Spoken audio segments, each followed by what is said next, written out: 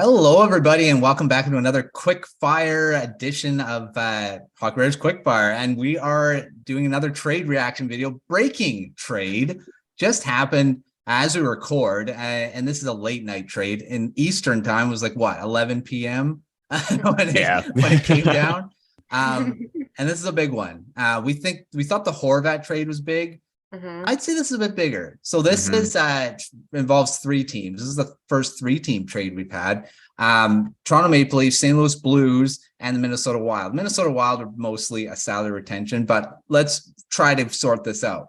So we've got the Toronto Maple Leafs acquiring Ryan O'Reilly and Noel Acciari is the two main pieces in this deal. So they go to the Toronto Maple Leafs. St. Louis Blues get Adam Gaudette, Mikhail Abramov, 2023 first round pick, 2023 third round pick. That's his Ottawa's pick. 2024 second round pick. Both those were Toronto's, the first and the second.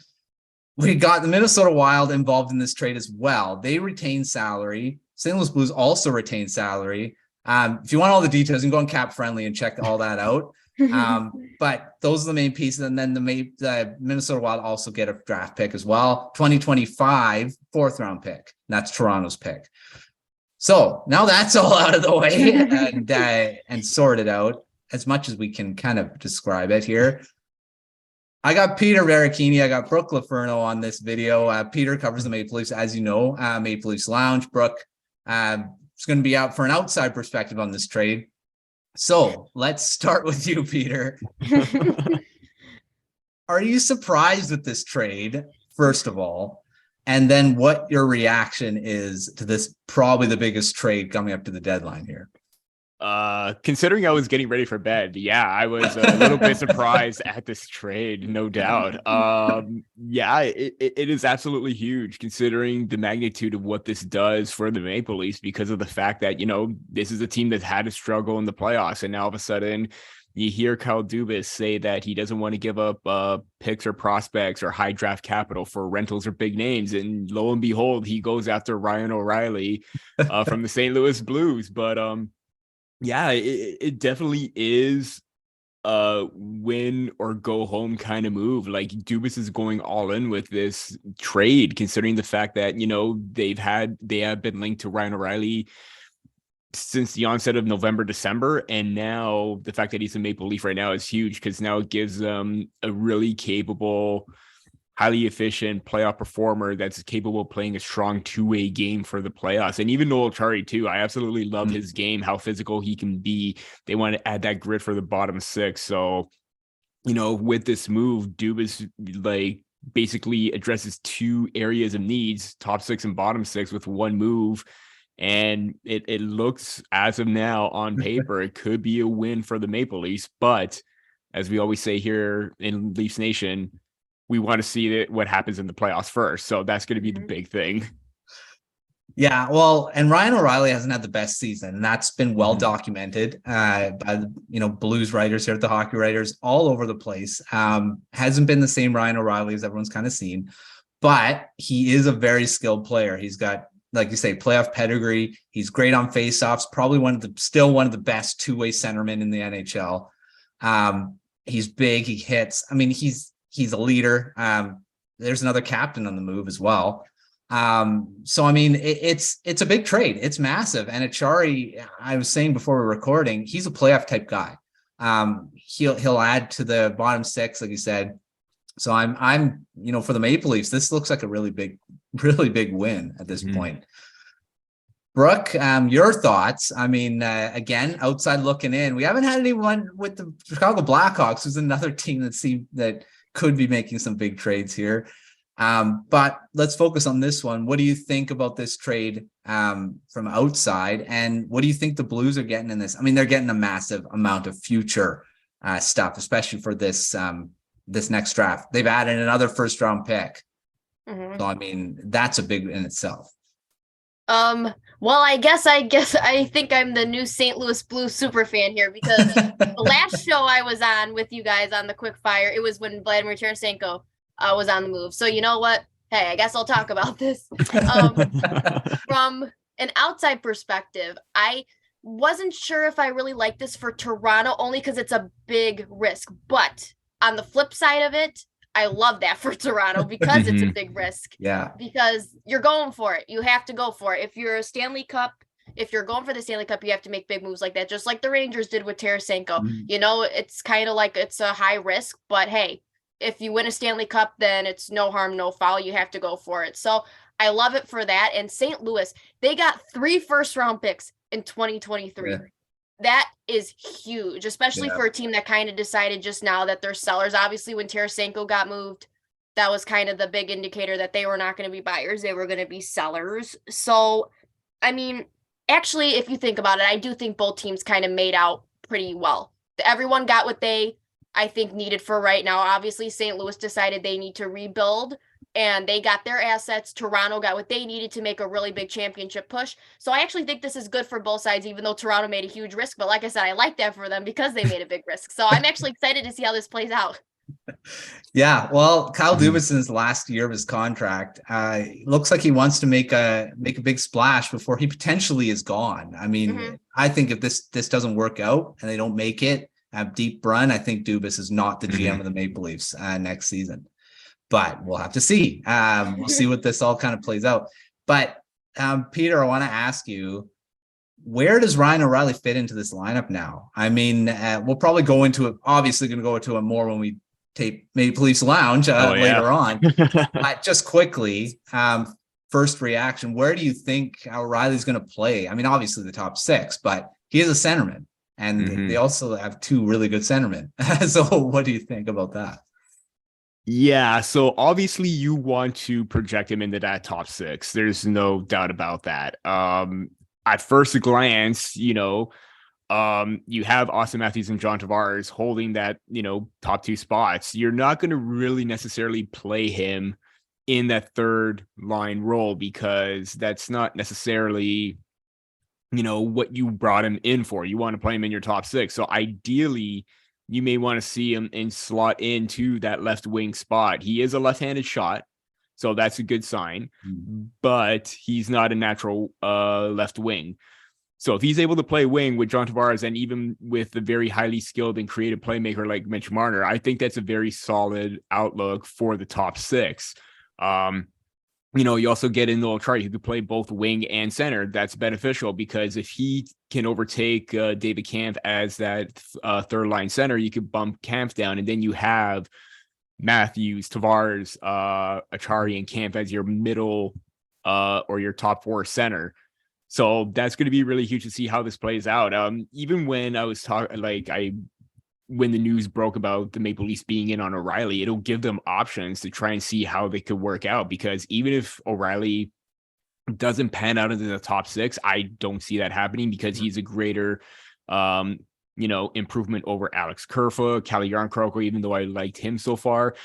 You have a legitimate top 6 player in your lineup right now. And even so, even if John Tavares has struggled with the pace up the middle of the game, I haven't seen that this year, but they have tried to talk about Tavares moving to the wing as well. So maybe they could rotate back and forth, but the way that Tavares has played, don't see that happening either. So most likely chances are O'Reilly's going to be that second left wing spot with Tavares and Marner. Yeah, I see that too. I think that obviously you say the top 6, he's going to be there. Power play, he'll be on the power play. Penalty kill, he'll be on the penalty kill. Definitely. Again, this is about face-offs. He's still one of the top face-off men in the league, I believe. So I mean, you're gonna have puck possession most of the time, I think, with him added to this team. So the Maple Leafs, they're legitimate, I think, right now as Stanley Cup contenders. You agree, Peter? Are they now, yes, there's some shift in power. Tarasenko going to the Rangers, they're stronger. Where do you kind of place the Maple Leafs now? Are they Stanley Cup favorites, or are they just in that still in the contender stage? I am not going to say anything on that because 1, comment section. Yes, 2, yeah. I actually you really want to see how everything plays out because, the New York Rangers made that big move acquiring Tarasenko. last year it was the Tampa Bay Lightning acquiring Brandon Hagel, and Toronto set the tone this season with a big name marquee acquisition.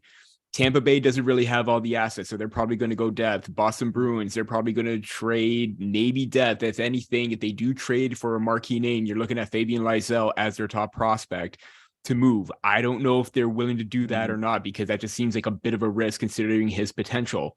As of right now, yes, even at the beginning of the season, they were a contending team. Yeah. Stanley Cup, again, based on history, not really, but does this give them that advantage and edge to push them past the first round and even go on a deep run? It is very possible that this could happen, because they wanted to get bigger, they wanted to get stronger, and they did that with O'Reilly and Acciari. So at the moment, yes, it does seem like it, but let's see the results, because the same thing happened with the Colorado Avalanche last year. They were a contender. They went all in. Look what happened. Yep. Hopefully, fingers crossed, the hockey gods are on the Maple Leaf side. Let's see it happen. But then again, results are the results. That's the most important thing. Yeah, I was trying to set you up for something there, but you wanted me to say yes. All right. Well, before I ask the last question, Peter, I want to get Brooks. Now again, we talked about this, but is Kane next? I mean, we said that Kane will be the next one after Tarasenko and Horvat. Is Kane the next one up now? Because there has been talk about him. Like I said, he didn't like it that he didn't go to the Rangers. He's starting to talk that he's gone. So what do you think? Is Kane the next one? Okay, so do you know what? This trade deadline's been kind of weird, because I think we all figured that after Tarasenko left and Horvat left, that Chychrun might be the next one to go, because he got pulled out. But he's still sitting out there, so I guess not. So I don't think any of us expected that Ryan O'Reilly was going to go right when he did either. So at this point, I guess maybe we can expect Kane to be the next trade one, because I don't think people are expecting him to move right now. I know as of today, or as you guys are watching this, it'll be, February 18th. But as of today, they said they still don't have a decision. The Blackhawks management does not have a decision on Kane yet, which is kind of concerning. That makes you think he's going to stay. And obviously there were reports that he was interested in the Rangers and the Maple Leafs. And now both options are off the table. So it's like, what options does he have now? Who knows? I mean, as we get closer to the trade deadline, obviously teams are being very aggressive right now. They don't want to sit and wait. So at this point, I am very confused. I want to say Kane is still going to leave, only because he has definitively said he's staying. So you know what? I'll say yes. I'll say he'll be the next one, only because this trade deadline's been kind of weird. And now all of a sudden the people you don't think are going to get moved all of a sudden are moving this second. So I'll say yes, but to where, I don't know. Yeah, I mean, Peter, Kane was talked about as going to Maple Leafs. Before I ask you, I guess I was going to say that was the last question, but this one are you happy that it's O'Reilly and not Kane, or would you have been in the same level of excitement getting Kane and not O'Reilly? I'm more happy that it's O'Reilly than Kane. I will say that, mainly because Patrick Kane is, another high-end star, elite level playmaker, goal scorer, what have you. Maple Leafs have a ton of that with Matthews, Nylander, and Marner. Even John Tavares right now, Michael Bunting up in that top role, providing a great, depth role, or key addition to that top six. They needed more size. They needed someone that could play a smart game, and Ryan O'Reilly has a smarts. I saw the game, the 5-2 win against the Blackhawks, and I really did not like Patrick Kane's game. And Elliot Friedman. I didn't either. Yeah, I really didn't either in that game. That was bad. Yeah, and in 32 Thoughts, Elliot Friedman alluded to that, he can't take a night off, or, he needs to have those Showtime moments to say, hey, yeah, I'm a little bit disappointed I didn't get moved. He still got to show to teams that he's still worth the investment. And I didn't see that. I saw some lazy plays, lazy, attack on the forecheck, didn't pressure a whole lot. And how many Leaf fans have crucified William Nylander for same plays like that, especially in the playoffs too. So if you get Patrick Kane, you're probably going to get the same thing. I am a little bit relieved that it is O'Reilly at this point. I've actually preferred O'Reilly than Patrick Kane. I may have been in the minority for that, but at the same time, he seems more what the Maple Leafs need, especially on the defensive side of the puck, because I did not see that from Kane as of late in that game and even overall.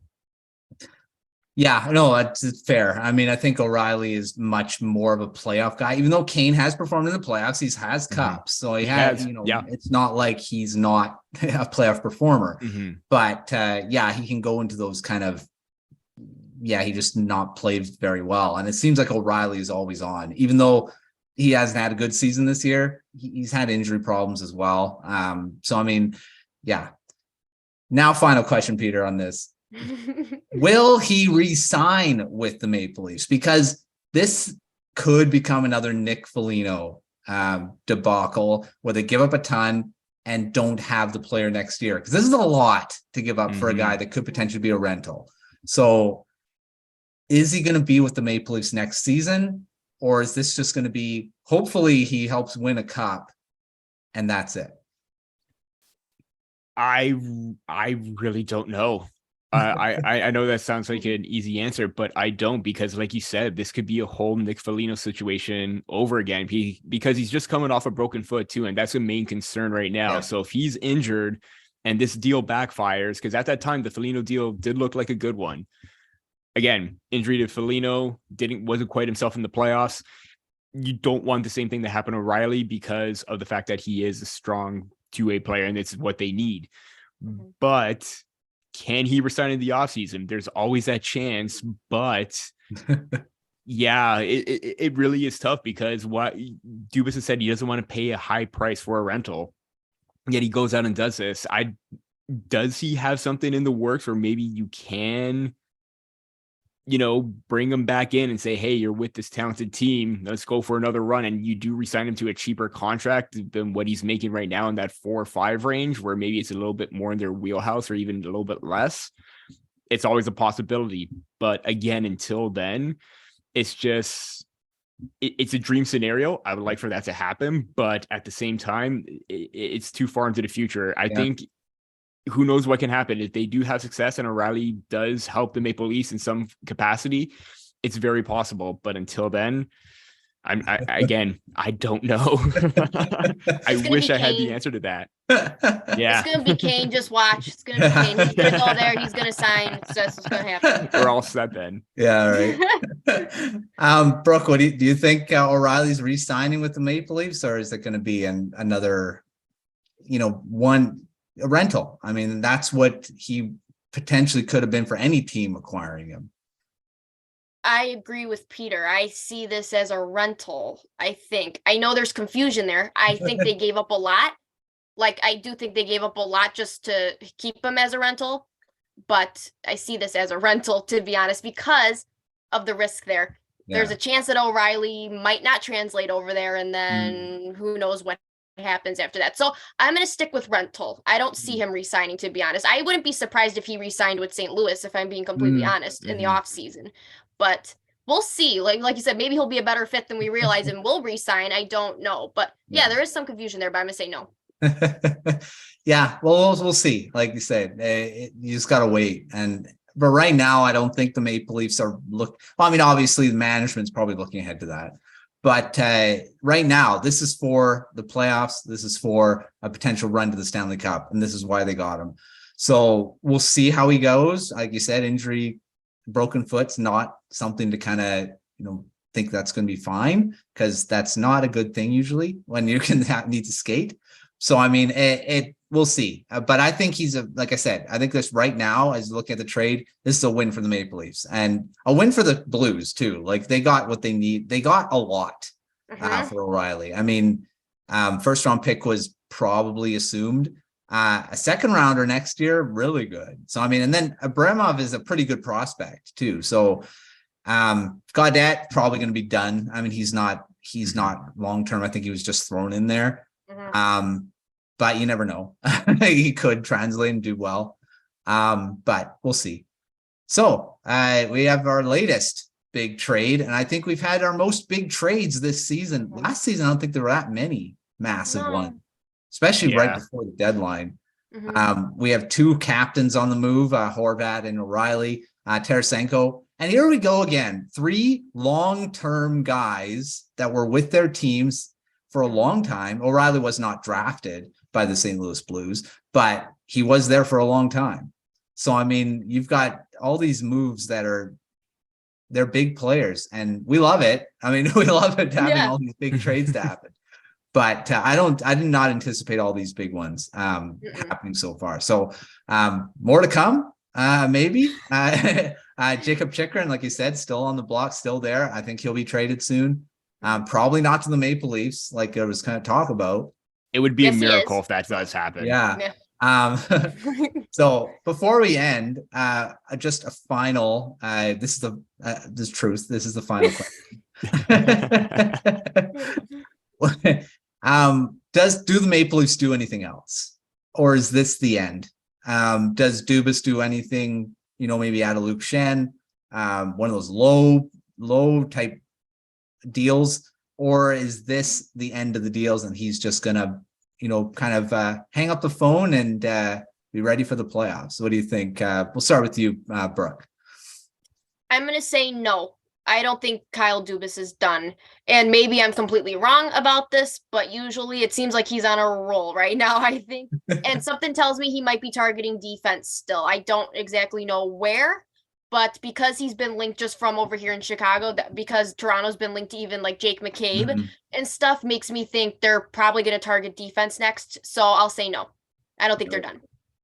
Peter, what do you think? Dubas done, or has he got some other stuff up his sleeve?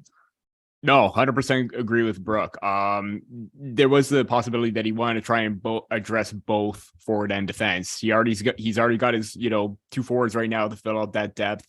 I do think you do go look for a defenseman, especially on that right-hand side, because as we saw lately, Justin Hall was scratched from his previous game against the Columbus Blue Jackets. He's had his moments throughout the season, and his play overall just hasn't been great with clearing attempts and smarts and everything like that. I do think if you can find an improvement over him, you move up Timothy Liljegren. I think he's earned a top 4 spot, and then whoever you bring in can fill out that third pairing role. So either way, I think you add a right-hand shot defenseman possibly, but yeah, that's probably the next on his to-do list. All right. Well, we'll have to see what's next. Maple Leafs, Leafs Nation's buzzing right now. This Ryan O'Reilly trade. So check out a bunch of articles probably coming out tomorrow morning, or whenever we are watching this. Be this morning. Check it out on the hockeywriters.com. Peter, I know you're working on right now, so that'll be out. And of course, we'll see what's next on the docket for trades happening elsewhere in the NHL, because this trade deadline is shaping up to be a pretty crazy one, even though it hasn't been here yet. So check all the articles out of the Hockey Writers. Check out all our other videos on the YouTube channel. Like I said, we're going to have reaction videos after every big trade.